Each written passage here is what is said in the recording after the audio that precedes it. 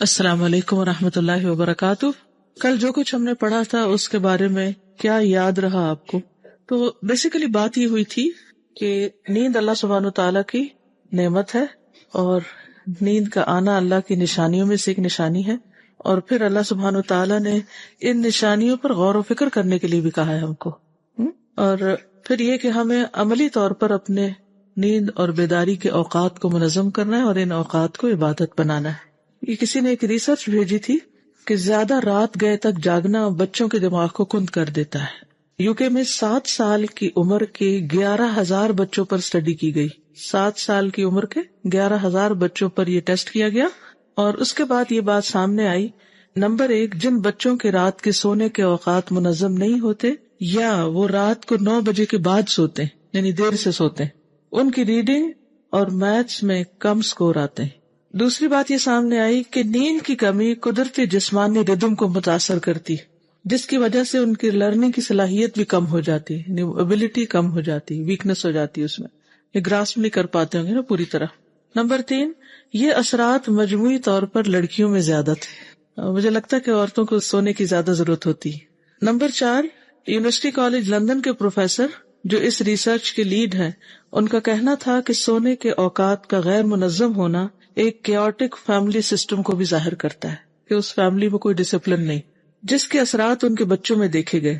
لیکن ان فیکٹرز کو نکال کر بھی سونے کے اوقات کے اثرات بہرحال باقی رہے، یعنی ان کا گھر کا سسٹم جو بھی ہے، لیکن اس میں جو بھی کیاس ہے، اور اگر ان کا کوئی ڈسپلن نہیں ہے اور ان کی زندگی کا کوئی محور مقصد فوکس نہیں ہے، بس وہ اپنی خواہشات پہ جی رہے ہیں، تو بھی جو نیند کی کمی کے اثرات ہیں وہ بہرحال ان کے بچوں پر ہوتے ہیں۔ نہ صرف یہ کہ نمبر کم آتے ہیں، بلکہ مزاج اور شخصیت پر بھی بہت اثرات پڑتے ہیں، کیونکہ جس شخص کی نیند پوری نہیں ہوتی وہ کیا ہوگا، اریٹیٹڈ ہوگا۔ جب اریٹیٹڈ ہوگا تو کوئی اس سے چھوٹی سی بات بھی پوچھے گا تو اس کا جواب کیا ہوگا، ریئیکشن کیا ہوگا، سیدھا جواب نہیں ملے گا، اس کے اندر قوت برداشت ہی نہیں ہوگی۔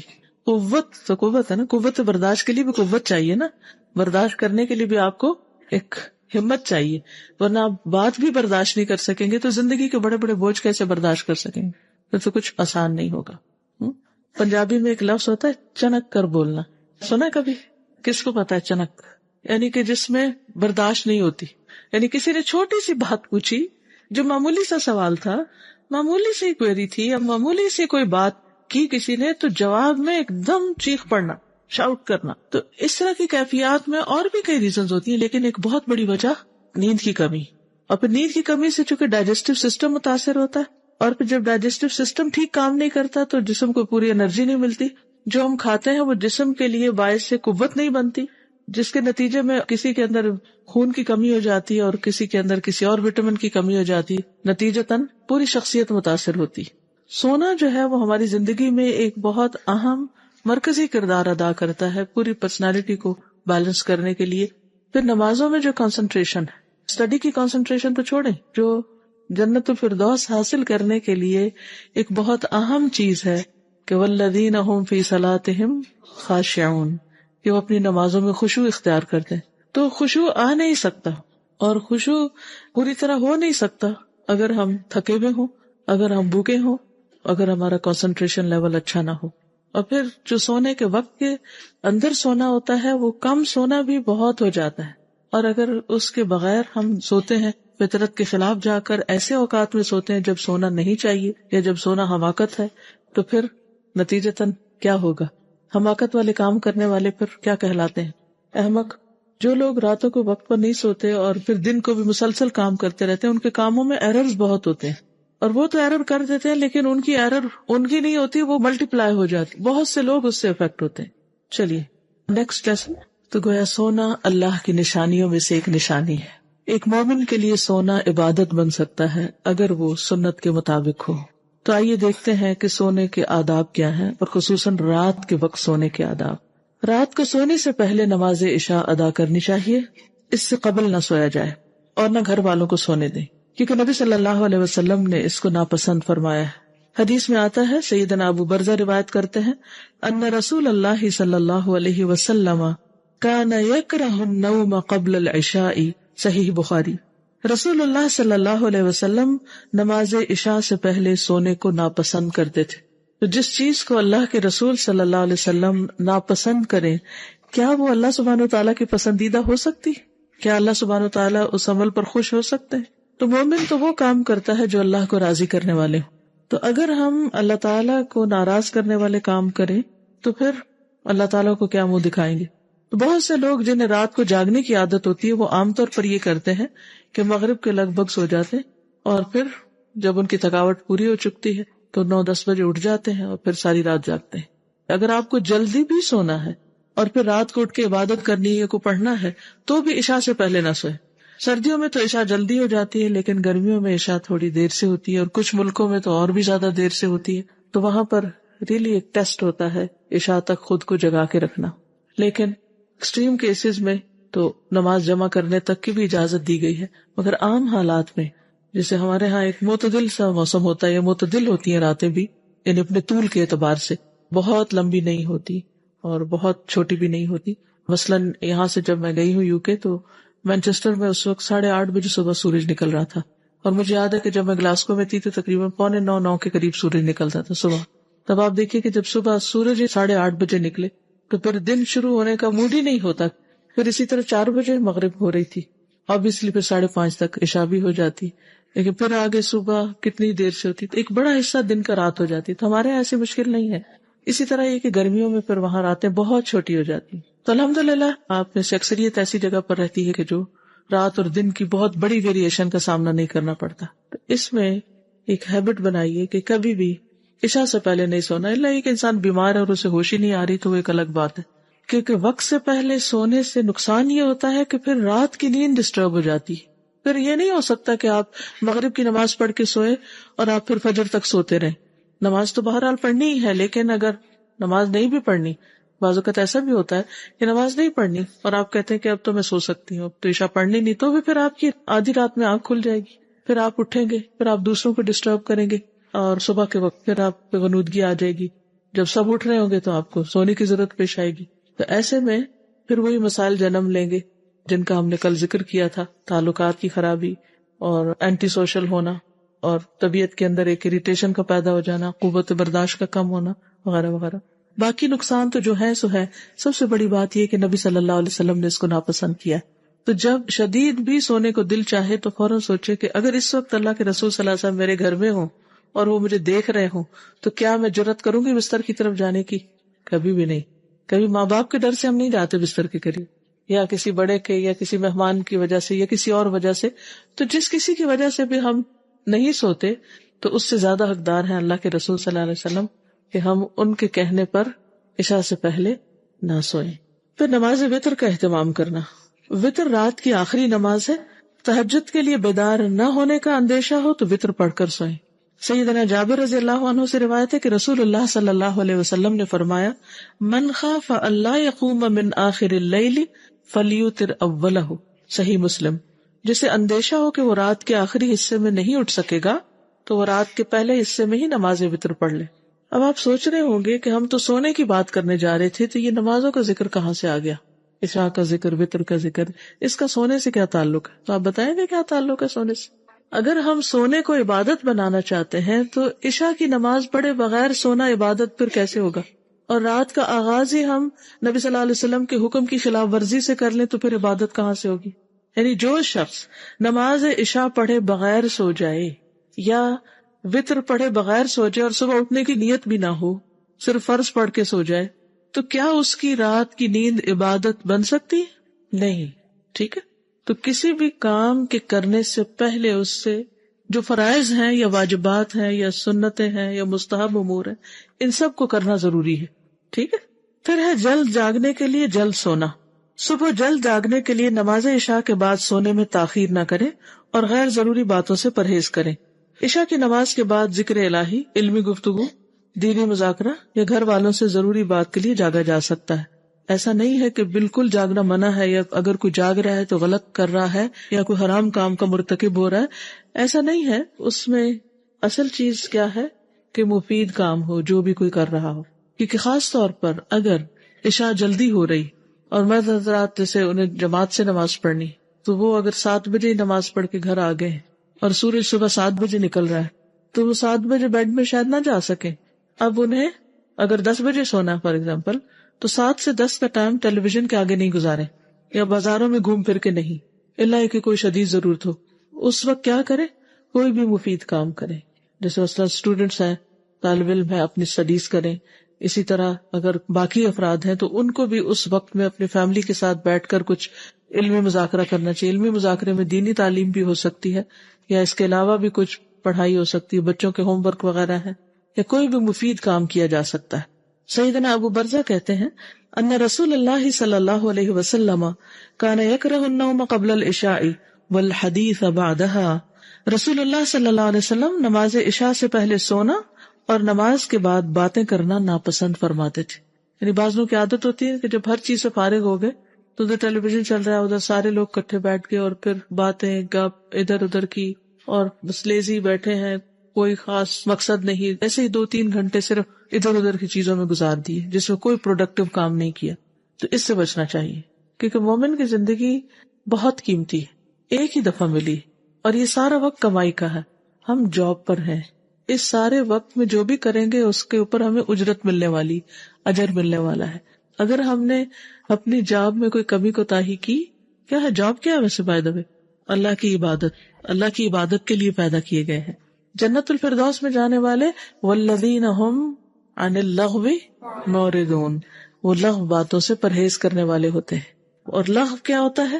جس کام میں دین یا دنیا کا کوئی فائدہ نہ ہو، بالکل بیکار کی باتیں، بے مقصد باتیں، لوگوں پہ تبصرے، ادھر ادھر کی باتیں، یا کوئی سنی سنائی باتیں آگے کرنا، یا دن بھر جو بھی کوئی کام کیا انہی کاموں کو پھر بیٹھ کے دہرانا، شو آف کرنا، میں نے یہ کیا، میں نے وہ کیا، صرف دل کی تسلی کے لیے ایک دوسرے کو اپنی قصے کہانیاں سناتے رہنا. تو ان چیزوں سے پرہیز کرنا چاہیے. قدرتی بات ہے کہ انسان صبح کے وقت ایکٹیو ہوتا ہے، بہت کچھ کر لیتا ہے، شام تک اس کی بیٹری لو ہو جاتی ہے، پھر اس سے بہت پروڈکٹیو کام نہیں ہوتے.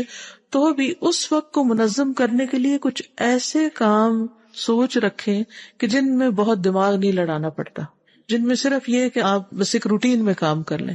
کچھ چیزوں کو اگر آرگنائز کرنا ہے، یا اگر آپ کچن میں کوئی کام ہے یا صفائی کا کام ہے.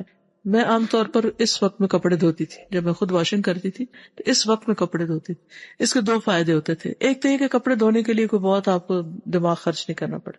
دوسرا یہ کہ انسان اگر تھوڑا سا لیزی بھی ہو رہا ہے تو پانی میں ہاتھ ڈالنے سے اس کی سستی دور ہو جاتی.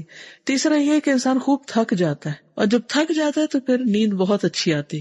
یعنی کبھی صبح پرائم ٹائم میں کپڑے نہیں دھوئے، کیونکہ اگر صبح صبح دھو لے تو پھر کیا ہوتا ہے، تھک جاتے ہیں. اور جب آپ تھک جاتے ہیں تو پھر دل چاہتا ہے اب لیٹ جائیں، اور جو کام کرنے کا وقت ہے تو اس میں آپ پھر سستی کے مارے اپنے آپ کو ضائع کر رہے ہیں. تو اس لیے ٹائم مینجمنٹ جو ہے یہ بہت ضروری ہے. اور کیا کیا جا سکتا ہے؟ مثلاً 7 سے 10 کے ٹائم پر کیا کیا جا سکتا ہے؟ 7 بجے تک تو آپ کھانے وانے سے بھی فارغ ہو گئے، ہر چیز سے، اب کچھ ٹائم اور ہے تو کیا مصروفیات ہو سکتی ہیں؟ جی، اپنا روم ٹائڈی کر سکتے ہیں، صفائی کر سکتے ہیں تاکہ صبح صبح صفائی نہ کرنی پڑے. اچھی بات شیئر کر سکتے ہیں، آپس میں اکٹھے بیٹھ سکتے ہیں، علمی مذاکرہ کر سکتے ہیں، کوئی چیز اکٹھے سیکھ سکتے ہیں، کوئی ہنر سکھا سکتے ہیں. جی، نیٹنگ، استری، ریڈنگ. اکیلے ریڈنگ کریں گے تو جلدی نیند آ جائے گی. اگر آپ اپنے گھر والوں کے ساتھ مل کے کچھ کریں، یعنی ایک پڑھ رہا ہے دوسرا سن رہا ہے، تو اس میں پھر یہ کہ نیند کم آتی. اور کیا ہو سکتا ہے؟ Very good. ایسے وقت میں کیلی گرافی کرتی ہے، رائٹنگ کا کام، یہ آپ اسٹیچنگ کرتی ہیں، ویری گڈ. اور یہ صرف میں آئیڈیاز اس لیے لے رہی ہوں تاکہ آپ لوگ بھی کچھ اس وقت کو صرف ٹائم پاس کرنے میں نہیں کہ اچھا کب سونے کا ٹائم ہو تو میں سوؤں. اور انہوں نے جو صورتیں حفظ کی ہیں، یہ اپنے بچوں کو اس وقت اکٹھا کر کے ان کے ساتھ ان کو صورتیں حفظ کروا رہی ہیں. اصول ڈائری بناتی ہے اس وقت، اور لوگ اپنا کچھ شیئر کریں اس وقت کیا کرتے ہیں. جی، یعنی کہ صبح کی تیاری آپ اس وقت میں کر کے پھر صبح کا وقت بچا کے اس وقت کو زیادہ بہتر کام میں پھر استعمال کر سکتے ہیں. ٹھیک ہے، فون پر بات کر سکتے، بالکل، اور لوگوں کی سن سکتے ہیں. تجوید کا لیسن کر سکتے ہیں. تجوید کا لیسن سے اگر ارلی مارننگ کیا جائے تو جلدی تجوید آئے گی آپ کو، کیونکہ ہم نے دیکھا کہ گانے والے بھی ریاض کب کرتے ہیں. تو ہر شخص کا اپنا اپنا ایک طریقہ ہو سکتا ہے، لیکن یہ یاد رکھیے کہ ہر کام عبادت بن سکتا ہے اگر آپ کی نیت درست ہو، طریقہ درست ہو، اور آپ اس کو مناسب وقت کے اندر کر رہے ہوں. ٹھیک ہے، لیکن یہاں پر جو سیکھنے کی بات ہے وہ یہ کہ جلد جاگنے کے لیے جلد سونا ضروری ہے. اگر آپ چاہتے ہیں کہ صبح اٹھ سکیں تو پھر آپ کو اسی اعتبار سے اپنی نیند جتنی بھی آپ گھنٹے لیتے ہیں اس کو پورا کرنے کے لیے اتنے بجے تک سو جانا چاہیے. اور پھر اگر آپ ایک وقت مقرر کر لیں گے، اس کا فائدہ یہ ہوگا کہ اس وقت پر آپ کی باڈی خود بخود، یعنی باڈی کلاک بتانے لگے گی کہ سونے کا وقت ہو گیا ہے، اور آپ سونے کے لیے تیار ہونے لگیں گے، یعنی جسم بھی سونے کے لیے تیار ہو جائے گا. ورنہ خاص طور پر جن لوگوں کو انسومنیا کی شکایت ہوتی، یعنی ان کو نیند جلدی نہیں آتی، اگر ان کے اوقات مقرر نہیں ہوتے تو پھر وہ مشکل میں آ جاتے ہیں. سونے جاگنے میں اعتدال اختیار کرنا. سونے جاگنے میں اعتدال اختیار کرنا ضروری ہے تاکہ عبادت بھی اچھی طرح ہو سکے اور جسم کو آرام بھی مل سکے. ساری رات جاگنا یا رات کو دیر تک جاگتے رہنا دین و دنیا دونوں کے لیے نقصان دہ ہے. عبداللہ ابن عمر کہتے ہیں، دخل علی رسول اللہ صلی اللہ علیہ وسلم فقال الم اخبر انک تقوم اللیل وتصوم النہار قلت بلا قال فلا تفعل قم ونم وصم وافطر فان لجسدک علیک حقا. صحیح البخاری. حضرت عبداللہ بن عمر کہتے ہیں کہ رسول اللہ صلی اللہ علیہ وسلم میرے پاس تشریف لائے اور فرمایا، کیا میں درست خبر دیا گیا ہوں کہ تم رات بھر عبادت کرتے ہو اور دن میں روزہ رکھتے ہو؟ میں نے کہا کہ جی ہاں.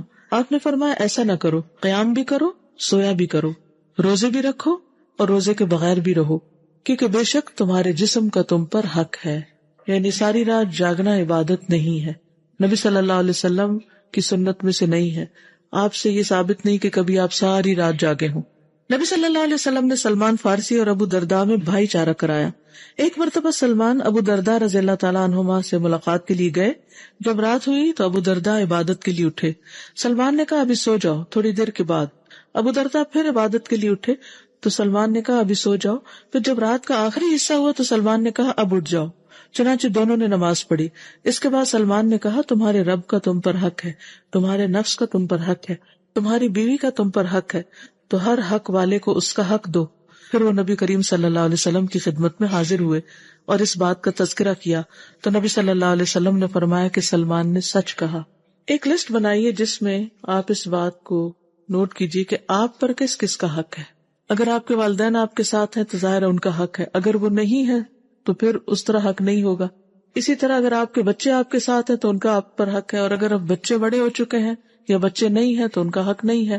اسی طرح اور آپ کی کیا ایسی مصروفیات ہے یا آپ کا انٹریکشن کن لوگوں کے ساتھ ہے تو کس کس کا آپ پر حق ہے. مثلا اگر آپ ایک ٹیچر ہیں تو آپ کے طالب علموں کا آپ پر حق ہے کہ آپ ان کو پڑھانے کے لیے، سکھانے کے لیے، ان کے کاموں کے لیے اپنے آپ کو پریپیئر کریں. اور وہ کام صرف کلاس روم کی حد تک نہیں ہوتا یا صرف اسکول میں نہیں ہوتا بلکہ اسے گھر جا کر بھی آپ کو کرنا پڑتا ہے. تو اس اعتبار سے آپ اپنے اوقات کو منظم کرتے ہیں. اگر آپ کے بچے بہت چھوٹے ہیں، چھوٹے چھوٹے بچوں کی امی ہیں آپ، تو اس صورت میں آپ کی ذمہ داریاں مختلف ہیں، ان کا آپ پر حق ہے. تو وہ کون کون لوگ ہیں آپ کے چاروں طرف کہ جن کا آپ پر حق ہے، اور ان کا حق ادا کرنے کے لیے آپ نے کون سے اوقات مقرر کر رکھے ہیں.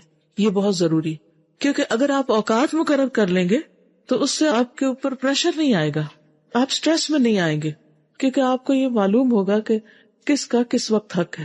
ورنہ تو انسان ہر وقت ہر ایک کا حق ادا کرتا رہے تو بھی مشکل ہے، تو پاسبل نہیں ہوتا.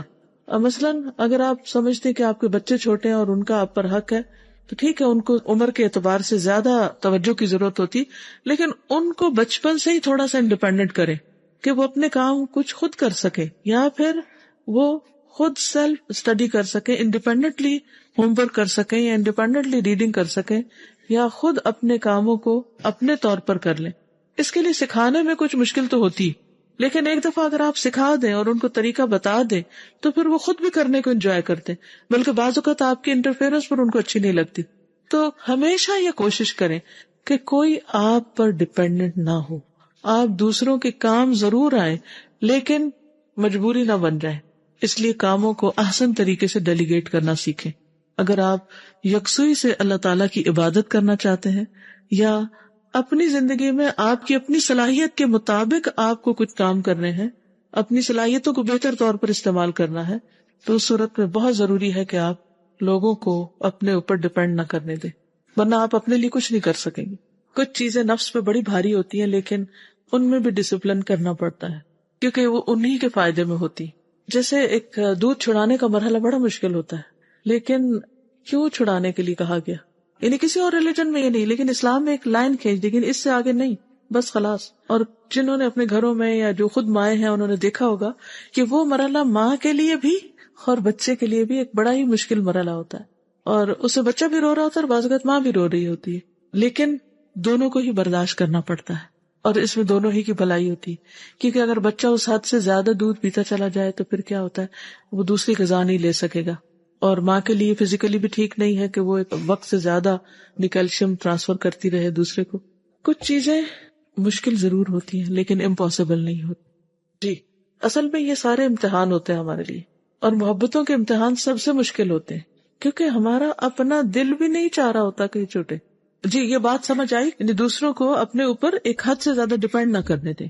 ٹھیک ہے، جیسے اس روز یہ بتا رہی تھی کہ بعض اوقات یہ دوسروں کی کاؤنسلنگ کرتے ہیں تو لوگ پھر ایموشنلی ان کے اوپر ڈیپینڈ کرنے لگتے ہیں.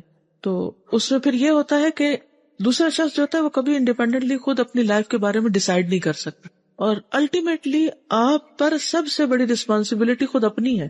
یعنی ہم دوسروں کے بھی رسپانسبل ہیں، لیکن ہم اس سے زیادہ خود اپنے بھی رسپانسبل ہیں کہ ہمیں اپنے فرائض بھی پورے کرنے ہیں. ہمیں اللہ نے جو صلاحیتیں دی ہیں ان کو بھی استعمال کرنا ہے. ہمیں دوسروں کو امپاور کرنا ہے. جس سے بھی ہم محبت کرتے ہیں، جس کو بھی ہم چاہتے ہیں یا اس کی خیر چاہتے ہیں یا اس کو گرو کرتے دیکھنا چاہتے ہیں، تو اس کو امپاور کریں. امپاور کرنے کا مطلب یہ ہے کہ دوسرے کو اپنے ہاتھ سے کھانا سکھا دیں، اس کو وہ ٹولز دے دیں یا اس کو وہ ذرائع دے دیں کہ جس سے وہ اپنے لیے خود کچھ کما سکے. مثلا ایک شخص کو آپ مدد دیتے رہتے ہیں، صدقہ خیرات دیتے رہتے ہیں، کیا ہوگا؟ وہ آپ پر ڈیپینڈنٹ رہے. لیکن اگر آپ اس کو کمانا سکھا دیں گے تو یہ کیا ہوگا؟ اس کو امپاور کرنا. ٹھیک، تو ہمیں دوسروں کو امپاور کرنا ہے. یہ نہیں کہ پاور ساری اپنے ہاتھ میں رکھے اور اس کو اپنا غلام بنا کے رکھے. عام طور پر یہ طریقہ ہوتا ہے کہ ہم کیا چاہتے ہیں کہ کنٹرول ہمارے پاس رہے. جو لوگ بھی کام ڈیلیگیٹ نہیں کرتے وہ دراصل اس بیماری کا شکار ہوتے ہیں. تو کسی بھی فیلڈ میں، چاہے آپ گھر میں ہیں، چاہے آپ جاب پر ہیں، چاہے آپ ٹیچر ہیں ایون، تو اس میں کیا ہے کہ دوسروں کو ایسے ٹولز دے دیں کہ جس سے وہ آگے پھر اپنے پاؤں پہ کھڑے ہو سکیں. بغیر منڈیر کی چھت پر نہ سونا. تازہ ہوا والی جگہ پر سونا صحت کے لیے بہترین ہے. اس مقصد کے لیے اگر کھلی چھت پر سونا ہو تو اس کے گرد چار دیواری کا ہونا ضروری ہے. یہ گرمیوں میں جو لوگ سوتے ہیں باہر. سیدنا علی بن شعبان سے روایت ہے کہ رسول اللہ صلی اللہ علیہ وسلم نے فرمایا، من بات علی ظہر بیت لیس علیہ حجار فقد برئت منہ الذمہ. جو شخص ایسی چھت پر سوئے جس کے گرد کوئی منڈیر نہ ہو تو اس کا ذمہ اٹھ گیا، یعنی وہ خود اپنا ذمہ دار ہے. پھر بعض لوگوں کو نیند میں چلنے کی عادت ہوتی، بغیر منڈیر کی چھت پر سونے سے انہیں نقصان پہنچ سکتا ہے. یعنی سوتے سوتے چھت سے نیچے اتر سکتے ہیں یا گر سکتے ہیں. آپ میں سے تو نہیں کسی کو سوتے ہوئے چلنے کی عادت؟ الحمدللہ. یہ بھی اللہ کا شکر ادا کریں، کیونکہ سوتے ہوئے کچھ لوگ بولتے ہیں اور وہ اپنے راز اگل دیتے ہیں، کچھ لوگ چلنے لگ جاتے ہیں.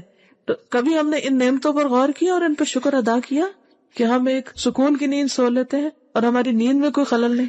بعض لوگوں کو سلیپ اپنیا ہوتا ہے، معلوم ہے آپ کو کیا ہوتا ہے؟ وہ سلیپ اپنیا میں سوتے سوتے سانس رک جاتی ہے، اور پھر جب باڈی میں کافی کاربن ڈائی آکسائڈ جمع ہوتی ہے پھر اچانک ان کو سانس آتی ہے ایک جھٹکے کے ساتھ. تو یہ بھی صحت کے لیے بہت ہی نقصان دہ ہوتی ہے. خطرناک چیز ہے نا. دم بھی گھٹ سکتا ہے کہ آپ دیکھیں نا کہ آپ کو سانس آ نہیں رہا اور اچانک آپ پھر تو آپ نے دیکھو کبھی جھٹکے لگ رہے ہوتے نیند میں، کبھی لگے کسی کو. تھوڑا بہت تو ٹھیک ہے، لیکن اگر یہ بڑھ جائے تو پھر ٹھیک نہیں. ٹھیک ہے، خیر اس کی دوا بھی ہوتی ہے ہومیوپیتھک میں. لیکن میرا کہنے کا مطلب اور اس مثال کے دینے کا مقصد یہاں پر یہ ہے، جو لوگ ان ساری مشکلات کے بغیر سو جاتے ہیں ان پر اللہ سبحانہ و تعالیٰ کا کتنا بڑا کرم ہے اور کس قدر شکر ادا کرنے کی ضرورت ہے. پھر سوتے ہوئے بسم اللہ پڑھ کر دروازے بند کریں. سونے سے قبل گھر کے دروازے بند کرتے وقت بسم اللہ پڑھیں. سیدنا جابر بن عبداللہ فرماتے ہیں کہ رسول اللہ صلی اللہ علیہ وسلم نے فرمایا، اغلقوا الابواب واذکروا اسم اللہ فإن الشیطان لا یفتح بابا مغلقا. دروازوں کو بند کر لیا کرو اور اللہ کا نام لے لیا کرو، کیونکہ شیطان بند دروازے نہیں کھول سکتا. ویسے بھی اللہ کا نام لینا کسی بھی کام سے پہلے اس کام کو بابرکت کر دیتا ہے. اس کی دلیل کیا ہے؟ یہ جو میں نے بات کہی ہے کہ کسی بھی کام سے پہلے اللہ کا نام لینا اس کام میں برکت ڈال دیتا ہے. شاباش، تبارک اسم ربک ذو الجلال والاکرام. اللہ سبحانہ و تعالیٰ کا نام بابرکت ہے، اور اللہ کا نام جہاں بھی لیں گے، جس چیز پر بھی لیں گے، اس میں سے خیر ہی خیر نکلے گی. تو اب کمرے کا دروازہ بند کرنا ہو یا گھر کا کرنا ہو، جب بھی آپ دروازہ بند کریں تو بسم اللہ پڑھ لیں. آگ بجھا دینا. سونے سے پہلے گیس اور بجلی کے آلات احتیاط سے بند کر دیں. سیدنا سالم اپنے والد سے روایت کرتے ہیں کہ رسول اللہ صلی اللہ علیہ وسلم نے فرمایا لا تترکوا النار فی بیوتکم حین تنامون. جس وقت تم سو رہے ہوتے ہو تو اپنے گھروں میں آگ کو جلتا ہوا نہ چھوڑو، خصوصاً جو لکڑیوں وغیرہ کی آگ ہوتی ہے اور دوسری بھی. سیدنا ابو موسیٰ اشعری نے بیان کیا کہ مدینہ منورہ میں ایک گھر رات کے وقت جل گیا. رسول اللہ صلی اللہ علیہ وسلم کو اس کے متعلق بتایا گیا تو آپ نے فرمایا ان هذه النار انما هي عدو لكم فاذا نمتم فاطفئوها عنكم. بے شک یہ آگ تمہاری دشمن ہے، اس لیے جب تم سونے لگو تو اسے بجھا دیا کرو. سیدنا جابر سے روایت ہے رسول اللہ صلی اللہ علیہ وسلم نے فرمایا اطفئوا المصابیح عند الرقاد فإن الفویسقة ربما اشترت الفتیلة فأحرقت اہل البیت. صحیح البخاری. رات کے وقت چراغ بجھا دیا کرو کیونکہ کبھی کبھی چوہیاں چراغ کی بتی لے جاتی ہے اور گھر والوں کو جلا دیتی. پہلے زمانے میں تیل میں چراغ کی بتیاں ہوتی تھی نا، تو وہ تیل شاید پیتی تھی تو وہ اس کے اندر سے اس دھاگے کو نکال کے لے بھاگتی تھی. اب وہ اگر جلتا ہوا دھاگا ہو تو کیا ہوگا، جس جگہ سے بھی گزرے گی وہاں پر آگ لگ جائے گی، تو اس لیے خاص طور پر منع کیا گیا.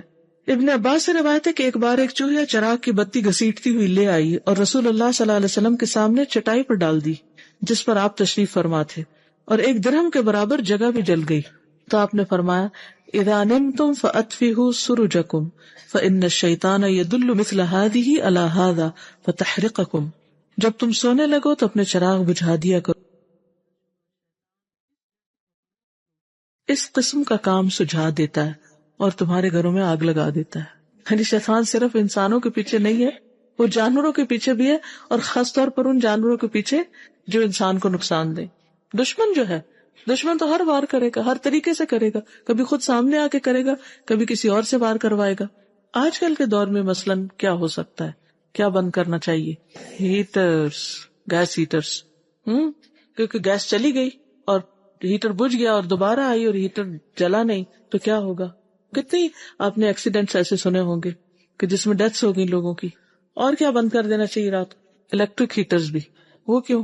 شارٹ سرکٹ ہو سکتا ہے اور اس کے اوپر کوئی کپڑا گر سکتا ہے اور اس سے آگ لگ سکتی. جی بعض اوقات مچھروں کے لیے کوئل لگاتے ہیں، وہ بھی ٹھیک نہیں ہوتا. استری تو ویسے ہی بند کر دینی چاہیے، بجلی کا بل بہت زیادہ آ رہا ہے. ایک ریسرچ میں نے پڑھی تھی بہت پہلے، اس وقت میرے پاس کوئی اس کی دلیل نہیں، اگر کسی کو کوئی ڈھونڈ کے لا سکے تو ضرور، کہ اگر آپ چاہتے ہیں کہ آپ کی باڈی پوری طرح فنکشن کرے، یعنی اپنا کام کرے رات کو جو اس نے کرنا ہوتا ہے، تو اس کے لیے ضروری ہے کہ مکمل اندھیرا ہو، کیونکہ تھوڑی سی روشنی میں بھی اس کے کام میں رکاوٹ پیدا ہوتی ہے. تحقیق مزید کر لیجئے، لیکن یہ ایک حقیقت ہے کہ جس وقت روشنی ہو رہی ہوتی ہے اس وقت ہماری نیند، یعنی ڈیپ سلیپ میں ہم نہیں جاتے اور برین پوری طرح ریسٹ نہیں کرتا. اور خاص طور پر آج کل موبائل کی دنیا میں جو ادھر موبائل پڑا ہے یا لیپ ٹاپ سینے سے لگا کے سو رہے ہیں، کہیں ٹیبلٹس پڑی ہیں، کہیں کچھ، تو چاروں طرف سے ریڈیشن ہو رہی ہوتی. آپ نے وہ دیکھی ہوگی ویڈیو جس میں مکئی کے دانے رکھ کے 3-4 موبائل اسی ٹیبل پر رکھ دیے گئے اور 4 مختلف لوگوں نے ان موبائل پر جب کال کیا تو وہ مکئی کے دانے ایک دم پھٹ پھٹ اٹھنے لگے، نہیں پک کے، صرف اس کی ریڈیشن سے وہ پک کے پھٹ گئے. یہ یوٹیوب پر ہوتی تھی، یہ میں نے خود اپنی آنکھوں سے دیکھی ہوئی ہے ویڈیو. جو آپ نے کہا کہ اندھیرا ہونا چاہیے، اس کے پیچھے ہمارا پورا وہی جو پائنیل گلینڈ ہے برین کا، اس میں سے جو ہارمون نکلتا ہے میلیٹونین، وہ ہمارا باڈی کلاک سیٹ کرتا ہے، اور سرکیڈین ریدم سارا جو ہماری باڈی کے اندر کا نظام ہے، ہارمونز کس وقت ریلیز ہونے ہیں، کس وقت کون سے آرگن نے فنکشن کرنا، تو وہ سارا ڈسٹرب ہو جاتا ہے. اگر اندھیرا نہیں ہوگا تو وہ پوری طرح سے وہ سیکریٹ ہی نہیں ہوگا پوری مقدار میں، اور پھر وہ پوری طرح فنکشن ہی نہیں ہوگا باڈی کے اندر. انہوں نے جو بات کی آپ کو سمجھ آ گئی ہوگی کہ جب روشنی ہوتی ہے تو ہمارے مخصوص گلینڈ میں سے ایسے ہارمونز نہیں نکلتے جو پوری باڈی کی کلاک سیٹ کرتے ہیں اور پھر انسان صحت مند زندگی گزارتا ہے.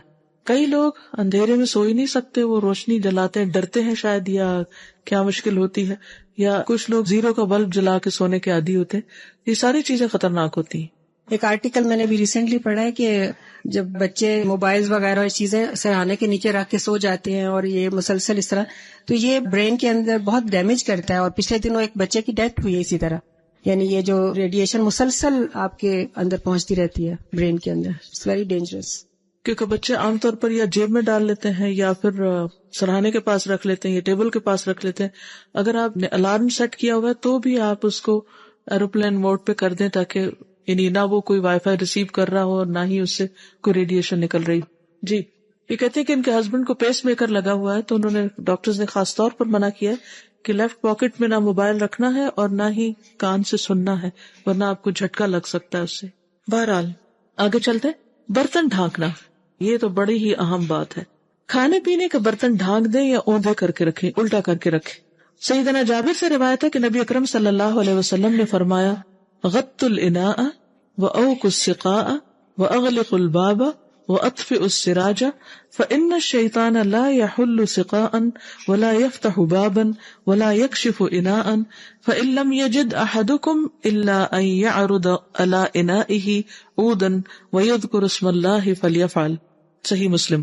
برتنوں کو ڈھانپ دیا کرو، مشکیزے کا منہ باندھ دیا کرو، یعنی گھڑا وغیرہ یا مشک ہوتی تھی پہلے، اب بھی ہوتی کئی جگہوں. دروازے بند کر دیا کرو، چراغ بجھا دیا کرو، اس لیے کہ شیطان بندے ہوئے مشکیزے کو، بند دروازے کو، ڈھکے ہوئے برتن کو نہیں کھولتا. پھر اگر تم میں سے کسی کو کوئی چیز نہ ملے تو وہ برتن پر اس کی چوڑائی میں صرف ایک لکڑی ہی رکھ دے. یعنی جیسے یہ گلاس ہے، یہ ڈھکن نہیں ہے تو کیا کرے، پین لے کے اس کے اوپر یوں رکھ دے. یعنی کچھ نہ کچھ رکاوٹ ضرور ہونی چاہیے. پھر اگر تم میں سے کسی کو کوئی چیز نہ ملے تو وہ برتن پر اس کی چوڑائی میں صرف ایک لکڑی ہی رکھ دے اور اللہ تعالیٰ کا نام لے لے، تو اسے ایسا ہی کرنا چاہیے، یعنی بسم اللہ پڑھ کر رکھے. سیدنا جابر کہتے ہیں کہ رسول اللہ صلی اللہ علیہ وسلم نے فرمایا غط الاناء واوق السقاء فإن في السنة ليلة ينزل فيها وباء لا يمر بإناء ليس عليه غطاء أو سقاء ليس عليه وكاء إلا نزل فيه من ذلك الوباء. برتن ڈھانپ دو اور مشک کا منہ بند کر دو، بے شک سال میں ایک رات ایسی ہوتی ہے جس میں وبا اترتی ہے، پھر وہ وبا جس برتن یا مشکیزے کے پاس سے گزرتی ہے جو ڈھکا ہوا نہ ہو تو اس میں سما جاتی ہے. اور پھر کیا ہوتا ہے، صبح اٹھ کے آپ اس میں پانی پیتے ہیں، وہ بیماری اندر چلی جاتی. یہ جو وائرسز پھیلتے ہیں کہاں سے آتے ہیں، تو کتنی احتیاط کی ضرورت ہے.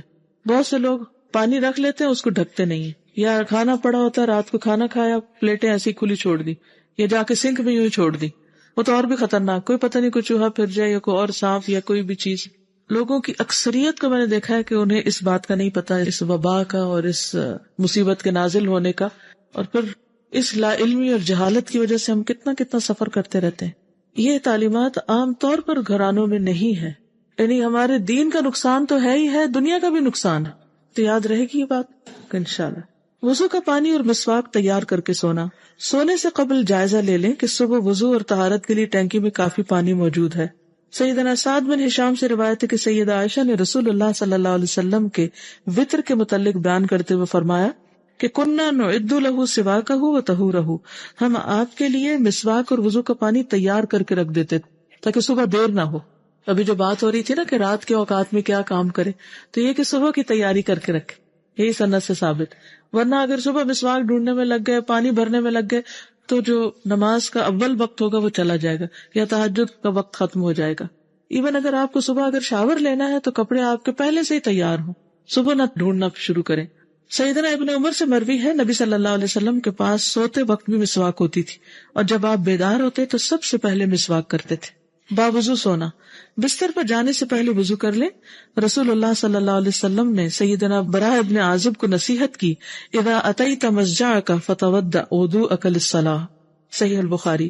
جب تم اپنے بستر پر جانے لگو تو اسی طرح وضو کر لیا کرو جس طرح تم نماز کے لیے وضو کرتے ہو.